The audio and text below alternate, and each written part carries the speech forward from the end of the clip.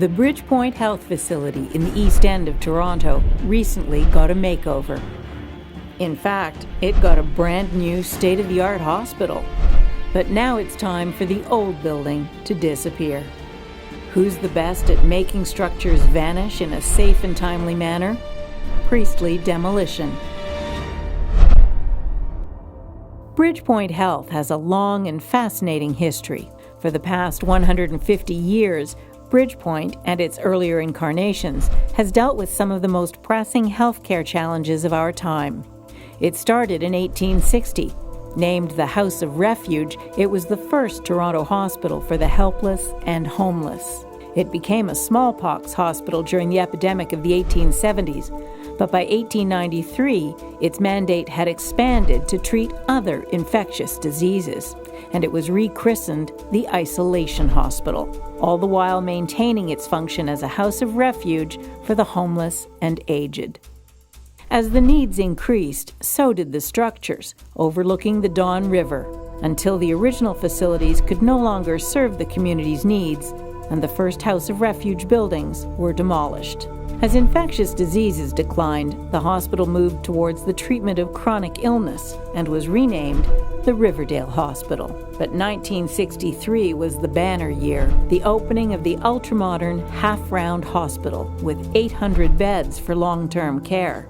Even that facility eventually needed upgrading, and in 2002, Bridgepoint Health announced its plans for the expansion and redevelopment of the Riverdale Hospital site. The new building was ready for occupancy in 2013, and PDI got the call.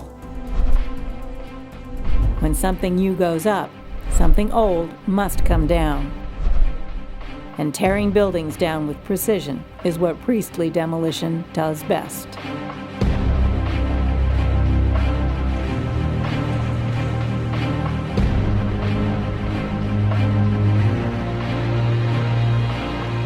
Right now we're standing in the Bridgepoint Hospital redevelopment.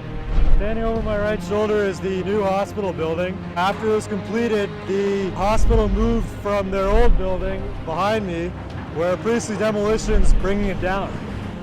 And that is the unique challenge of this demolition project, to safely bring down the old half-round structure in perilous proximity to the new hospital. It's an 8-story building plus a mechanical level above that, and there's one level of underground and a second level of underground in certain areas. Right now we're moving shoring from floor to floor, making incremental saw cuts, lifting the slabs out so that we can get ourselves distanced between us and the new building, which has a lot of glass and a lot of delicate siding that's not going to even take a stone bouncing off of it without doing damage. So we've taken a small portion of the west end and a small portion of the east end, segregated them, abated them, so that we can start soft and hard demolition in these areas. We've taken down a portion at the very west end of the half-round building to make the demolition more safe for high-reach equipment. All in all, it's going very well. Now that a safe separation between the new and old buildings has been established, it's time for the big boys to go to town. But there's still another building they have to safeguard. Here on the east side, we've done some selective demolition due to the proximity to the existing jail, where we've taken off the top few floors and the balconies to get us back from the buildings to prevent any falling debris from hitting the occupied jail. Every demolition job that Priestley tackles presents its own unique challenges. The biggest hurdle here is the lay-down area in the bottom here. There's no room. We're hemmed in by the old Don jail, the Toronto jail, the other side, and the actual old hospital by itself. Here it's tight for sure. To segregate the materials and sort them, it's tough. They're going reasonably well. There's been a few problems, but every job has problems, and you gotta kind of overcome them the best we can. Go to plan B or even C some days. Among those challenges, equipment maintenance, a never-ending process with high-pressure machinery. We always have breakdowns in the high-pressure shears and, always working hard, the rattling, Yeah. Quick couplers always tend to leak too, so. We just did a couple leak repairs today, changing O-rings and trying to keep the oil off the ground, obviously. They always take a beating for sure, but that's job security for me. Oh, she's doing good. It's once in a while you get some more rings to pop, and but that's part of the job, I guess, with the pressure that we put through the hose. But everything else runs good. Well, this shear, yeah, I think it's the only straight shear that we have. It's still old school anyway. So, I don't know, and Ryan loves this shear. So, we've got to take good care of it. With so much going on in such a small amount of space, it's important that everyone is aware of what's happening in all areas of the site. This ensures that every area of the demolition runs as efficiently as possible. I'm bailing all the material over to this side so they can start their digging on that end. So we're put in the tight quarters here, so we got to make it work with the tight quarters we got. And then we're going to be crushing this all on site.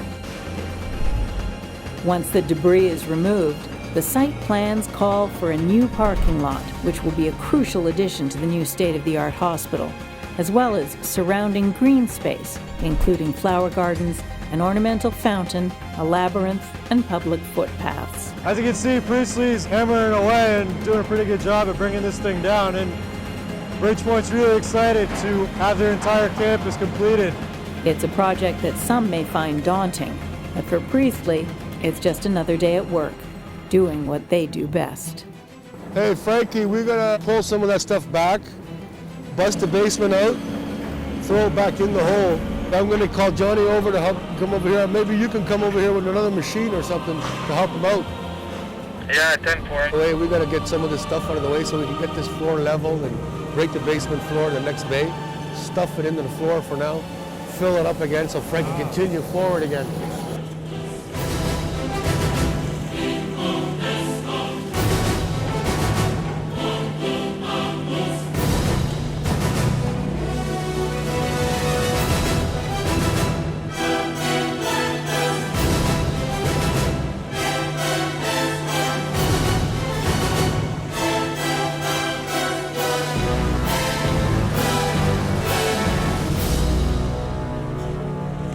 We'll take the high point here, take down 2 floors, go around, take down 2 floors, so we'll be down to 7 floors.